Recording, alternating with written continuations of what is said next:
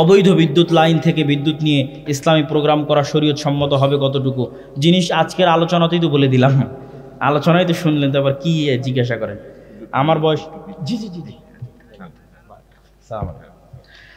আমার বয়স 21 বছর, আমি স্টুডেন্ট, নজর হেফাজত অন্যান্য পাপ কাজ থেকে বিরত থাকার জন্য বিয়ে করতে চাচ্ছি, কিন্তু আমার বড় ভাই এখনো বিয়ে করেনি। আমার বিয়ের কথা বললেও বাসার কেউ মানবে না, এমতো অবস্থায় আমার করণীয় কি?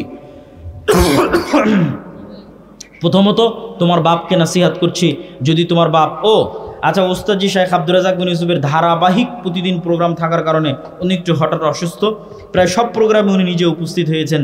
আজকের প্রোগ্রামে আমি ওনার বদলে উপস্থিত হয়েছি, সামনের প্রোগ্রামগুলোতেও উনি উপস্থিত থাকার চেষ্টা করবেন ইনশাআল্লাহ।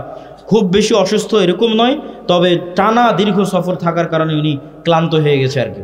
আল্লাহ সুবহানাহু ওয়া তাআলা আদম আলাইহিস সালামকে সৃষ্টি করেছেন নিজ আকৃতিতে। আল্লাহ সুবহানাহু ওয়া তাআলা আদম আলাইহিস সালামকে সৃষ্টি করেছেন তার আকৃতিতে।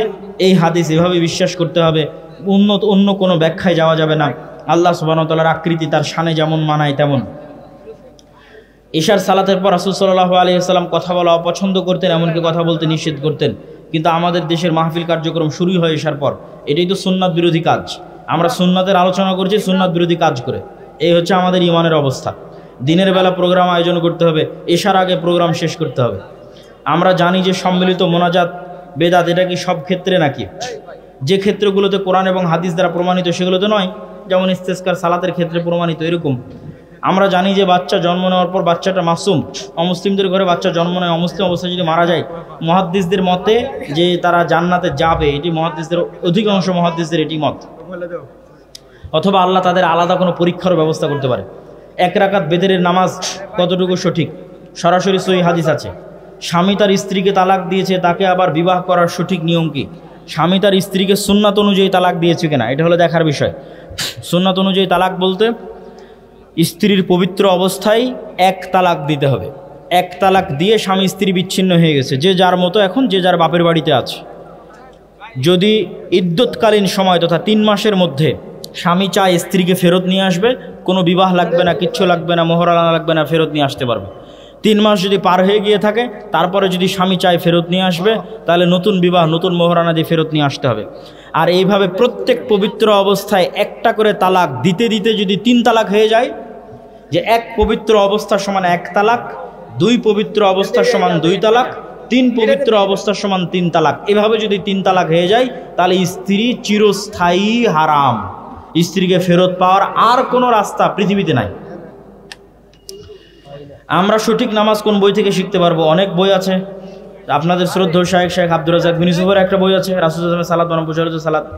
রমজান মাসে রাতের বেলায় স্ত্রী সহবাস করা যাবে কি? রাতের বেলায় যাবে। শেখ স্বামী স্ত্রীর কি সব উল্টাপাল্টা প্রশ্ন। মৃত ব্যক্তির নামে ইফতারে মানুষকে দাওয়াত করে খাওয়ানো যাবে কি না? মৃত ব্যক্তির নামে যে সমস্ত আয়োজন আমাদের দেশে হয়, বেশিরভাগই ভুয়া, ভ্রান্ত, বেদাতি আয়োজন। সর্বোচ্চ এতটুকু করতে পারেন, এতিমখানায় খাবারের ব্যবস্থা করতে পারে। স্বাভাবিক মানুষজন যারা গরিব মিসকিন নয়, তাদের সবকে ডেকে দাওয়াত দেওয়া, এগুলো কুসংস্কার।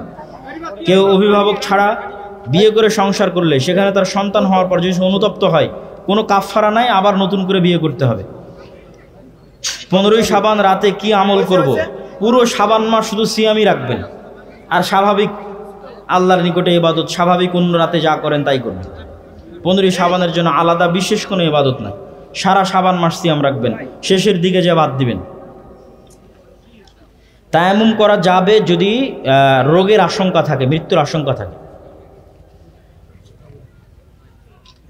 আমরা জানি কাউকে ইফতার করানো সওয়াবের কাজ, কিন্তু ইফতারের নামে ইফতার পার্টি নিয়ে যদি রাজনীতি হয়, ইফতার পার্টি নিয়ে যদি অপসংস্কৃতি ছড়ানো হয়, তাহলে এগুলো হলো সেকুলারিজম, দ্বীনে ইলাহি, বাদশাহ আকবরের মতো।